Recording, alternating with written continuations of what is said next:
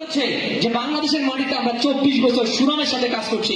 আজকে বাংলাদেশের মাটিতে তারা কিন্তু কি একই জায়গায় একই বিল্ডিংয়ে 20 বছরের বেশি তারা কিন্তু কি অফিস নিয়ে বিজনেস করছে এবং তারা আজকে প্রমাণ করেছে বাংলাদেশের মাটিতে এই প্রথম কোন ইন্টারন্যাশনাল কোম্পানি এই 52 বছরের পর স্বাধীনতা হওয়ার পর এই ইন্টারন্যাশনাল কোম্পানি কোন ইন্টারন্যাশনাল কোম্পানি নিজস্ব জায়গায় তারা ফ্যাক্টরি করেছে, তারা প্রমাণ করেছে আমরা সেরকম একটা কোম্পানির সাথে আছি, আমরা সেরকম একটা বিজনেস সাথে আছি।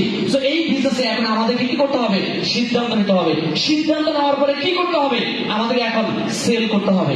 কি সেল করতে হবে? আপনারা এখানে এসেছেন, আপনারা কি প্রোডাক্ট সেল করার জন্য এসেছেন? নো, আপনারা এখানে কিন্তু বিজনেস করার জন্য এসেছেন, রাইট কিনা?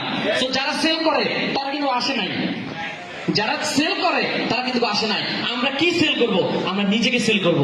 আমরা যদি নিজেকে সেল করতে পারি, প্রোডাক্ট সেল হবে, অটো প্রোডাক্ট সেল হবে, এমনিতে সেল হবে। সো নিজেকে সেল করা শিখুন। নিজেকে সেল করা কিন্তু কি আপনি নিজেকে সেল করার যে কৌশলগুলো সেগুলো আপনি শিখুন।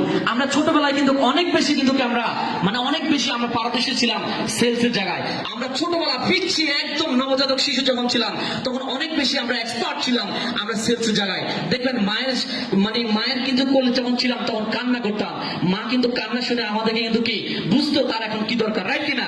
তার মানে কি আমি তখন সেল করছি, আমার কান্নাটা সেল করার কারণে সে কিন্তু বুঝে গেছে, রাইট কিনা? তাহলে আমি অনেক ট্যালেন্ট ছিলাম, রাইট কিনা?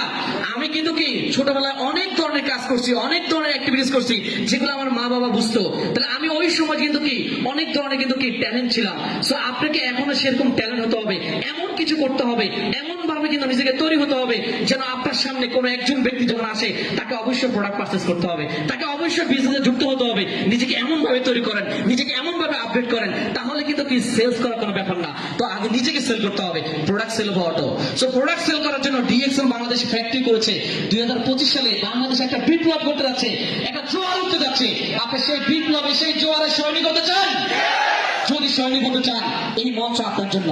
এই মঞ্চে আপনাকে বলতে ওয়েলকাম জানাচ্ছি মিস্টার করিম, ওয়েলকাম জানাচ্ছি মিস্টার সিদ্দিক, ওয়েলকাম জানাচ্ছি মিস্টার রাসেল সাহেব, ওয়েলকাম জানাচ্ছি mister dot dot dot dot. কি বলছে ভাই? প্রস্তুত আছেন সবাই? নাকি ওখানে বসে করতালি দিবেন ভাই?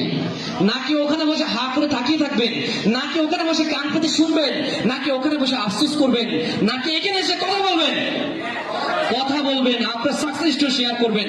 সো ভাই, আমরা কিন্তু ছুটে চলেছি, আমরা কিন্তু এগিয়ে যাচ্ছি, আমরা কিন্তু কি বাংলাদেশের বিভিন্ন প্রান্তে কিন্তু চলে যাচ্ছি। এই ডিএক্সএন কনসেপ্টটা তুলে ধরছি, শেয়ার করছি।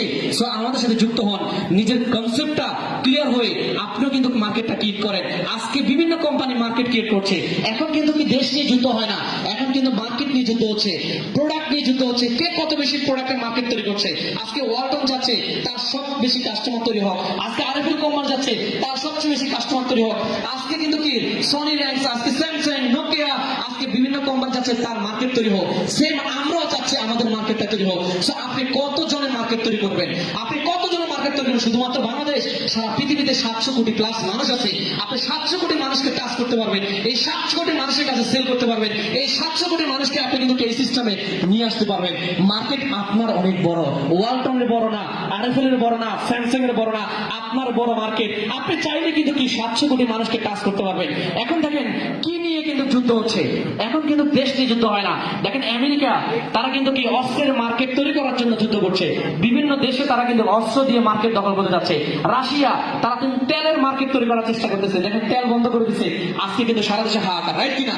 আজকে দেখেন আফ্রিকা, তাদের দেশে কিছু নাই, কিন্তু তাদের দেশে কিছু নাই, ওখানকার মানুষ কিন্তু মাটি খাই জীবন যাপন করে, রাইট কিনা? আমাদের কিন্তু অনেক সম্ভাবনা আছে, তারপরে এই সম্ভাবনা আমরা বুঝি না। আমরা সেই আফ্রিকা মহাদেশের মতো কিছু মানুষ আমরা মাটি খেয়ে জীবন যাপন করি। সো বন্ধুগণ, এখন আমাদেরকে পরিবর্তন হতে হবে। আমাদের কাছে সুন্দর একটা প্ল্যাটফর্ম এসেছে, সুন্দর একটা সিস্টেম এসেছে, আমাদের কাছে কিন্তু সুন্দর কিছু প্রোডাক্ট এসেছে, যে প্রোডাক্টগুলো অর্গানিক ন্যাচারাল প্রোডাক্ট, যে প্রোডাক্টগুলো ইউজ করার মাধ্যমে নিজেকে সুস্থ রাখতে পারবেন, যে প্রোডাক্টগুলো ইউজ করে আপনি নিজেকে কিন্তু কি অনেক হেলদি রাখতে পারবেন, আপনার ফ্যামিলিকে হেলদি রাখতে পারবেন, আপনার সমাজ, আপনার দেশকে আপনি কিন্তু ভালো রাখতে পারবেন। করোনা এসে দেখে দিয়েছে যে আসলে আমাদের মেডিসিন আমাদেরকে চায় না, আমাদের ড্রাগ আমাদের বডি চায় না, মেডিসিন আমাদের কিন্তু কি চায় না, সাপোর্ট করে না। করোনা এসে দেখিয়েছে আমাদের বডি চাই, নিউট্রিশন প্রোডাক্ট চায়, তারা কিন্তু কি অর্গানিক প্রোডাক্ট চায়, প্রাকৃতিক ন্যাচারাল প্রোডাক্ট গুলো চায়। আমরা সেই প্রাকৃতিক ন্যাচারাল প্রোডাক্ট নিয়ে কাজ করছি এবং একটা কমন প্রোডাক্ট, মানুষের প্রয়োজনীয় প্রোডাক্ট, মানুষের দরকারি প্রোডাক্ট, আর এই দরকারি প্রয়োজনীয় প্রোডাক্ট নিয়ে আমরা আপনাদেরকে ইনভাইট করছি। সো আপনি আপনার জায়গা থেকে চেষ্টা করেন কিভাবে বিজনেসটা করা যায়। সো বন্ধুরা, আজকে সারাদিন আমরা কিন্তু অনেক আলোচনা করেছি, প্রায় 3 ঘন্টা। আমার আলোচনা দীর্ঘায়িত করবো না, আমাদের এখন শেষ প্রান্তে। অসংখ্য ধন্যবাদ জানাচ্ছি সকল বিজনেস পার্টনারকে এবং সকল কোর লিডার যারা আজকের এই প্রোগ্রামটাকে বাস্তবায়ন করার জন্য আমাকে হেল্প করেছেন এবং আমাদের সবাইকে হেল্প করেছেন এবং আজকের এই প্রোগ্রামটাকে সাফল্যমণ্ডিত করার জন্য আমাদের ডিএসএল বাংলাদেশ এবং আমাদের কোর লিডারের সকলের পক্ষ থেকে আন্তরিক শুভেচ্ছা জানাচ্ছি। আমি এই বলে এখানে শেষ করছি। সবাই ভালো থাকবেন।